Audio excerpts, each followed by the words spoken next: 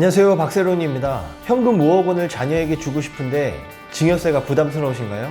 자녀에게 계좌이체로 5억 원을 보냈는데 나중에 세무조사가 나올까 걱정되시나요? 걱정하지 마십시오. 다 방법이 있습니다. 합법적으로 세금 없이 자녀에게 5억 원을 증여하는 방법에 대해 말씀드리려고 합니다.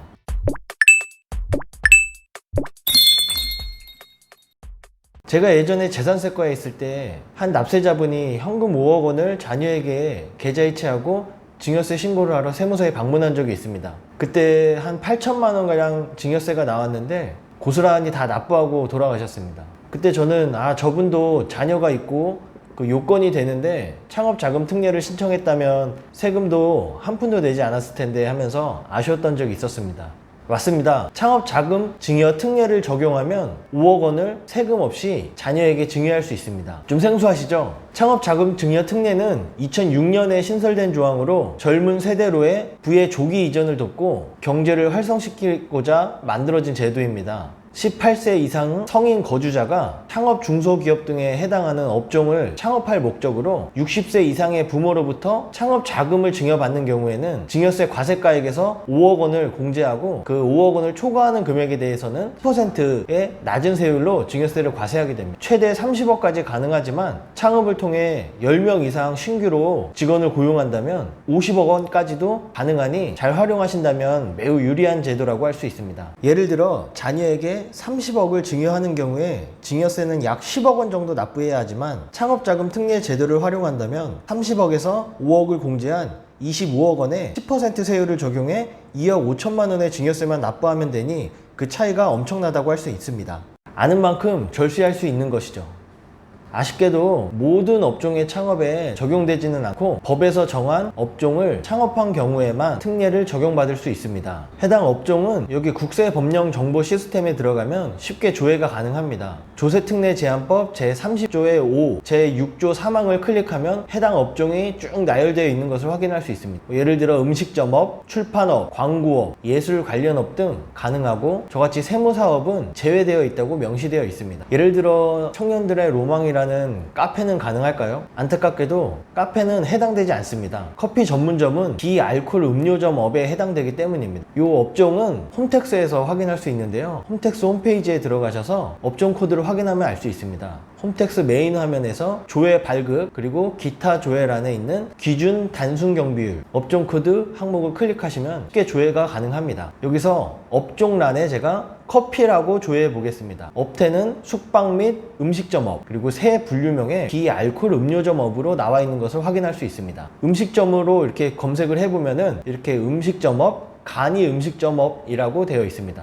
그래서 음식점업으로 분류되는 프랜차이즈 가맹점도 가능한 것입니다. 하지만 기존의 음식점 프랜차이즈 매장으로 운영되고 있는 계약을 그대로 승계받아 같은 업종으로 하는 경우에는 새로운 창업으로 보지 않습니다. 이 부분 참고하시면 좋을 것 같습니다.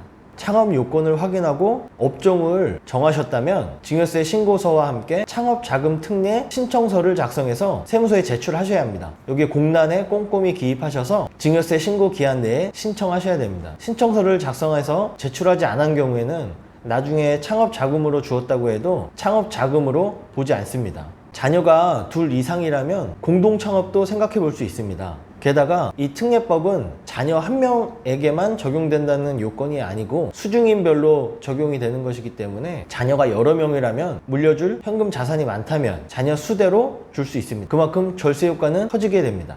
일반 증여와 무엇이 다를까요? 일반 증여는 증여한 이후로 10년이 지나서 상속이 되면 상속 재산에 합산되지 않지만 창업자금 특례로 증여를 한 경우에는 그 기간에 상관없이 나중에 상속 재산에 모두 합산이 됩니다.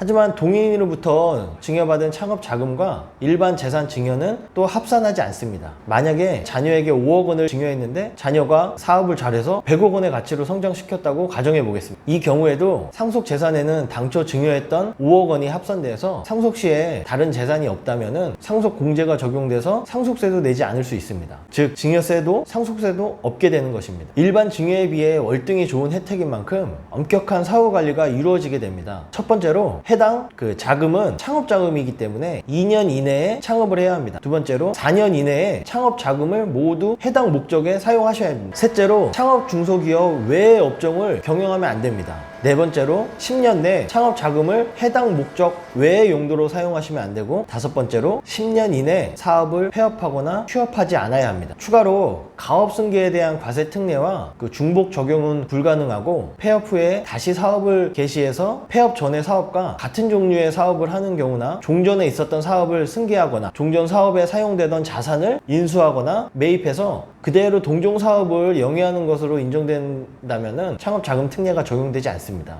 절세 비법은 하늘에서 뚝 떨어지는 것이 아닙니다. 아는 만큼 절세할 수 있습니다. 그래서 세금도 꾸준히 관심을 갖고 공부를 해야 세금을 아끼고 소중한 자산을 지킬 수 있습니다. 오늘 영상은 여기까지입니다. 이번 영상이 도움이 되셨다면 구독과 좋아요 버튼 부탁드리겠습니다. 다음에 더 유익한 정보로 찾아뵙도록 하겠습니다. 지금까지 돈 버는 세상 박세론이었습니다.